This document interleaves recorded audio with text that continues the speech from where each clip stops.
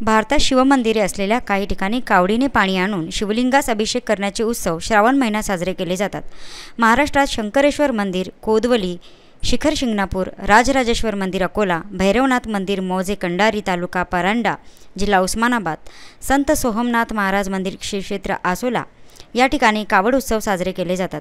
भारतातील मध्य प्रदेशात देवझिरी तीर्थ झाबुआ, महाकालेश्वर मंदिर उज्जैन, तर उत्तरांचल प्रदेशात हरिद्वार, राजस्थानात मंगलेश्वर महादेव मंदिर, देवघरचे मंदिर बैजनाथ, देवघर मंदिर झारखंड या मंदिरासाठी सुलतानगंज ते देवघर येथे कावड यात्रा साजरी केली जाते।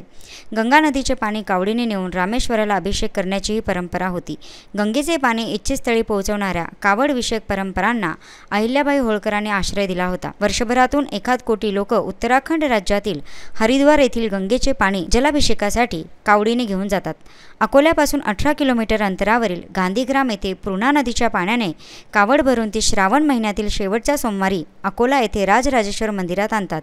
या कावडीच्या पाण्याने देवास जलाभिषेक करण्यास 1944 साली सुरुवात झाली। काळाच्या ओघात या कावड परंपरेचे पालखी महोत्सवात रूपांतर झाले। 300हून अधिक कावड मंडळांच्या 137हून अधिक पालख्या या शोभायात्रेत सहभागी होतात।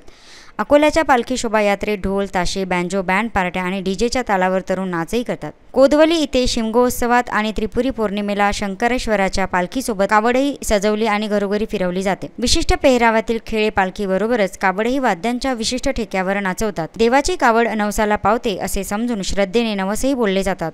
कावड नाचवण्याची प्रथा उस्मानाबाद जिल्ह्यातील मौजे कारंडा येथे भैरवनाथ मंदिराच्या कावड सोहळ्यात सुद्धा दिसून येते।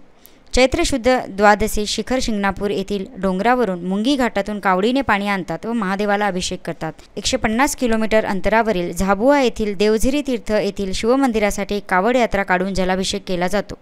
अश्वलिंग मंदिर पिंपळवडी तालुका पाटोदा जिल्हा बीड येथे अश्वलिंग संस्थानावर ऐतिहासिक शिवमंदिर प्रसिद्ध आहे।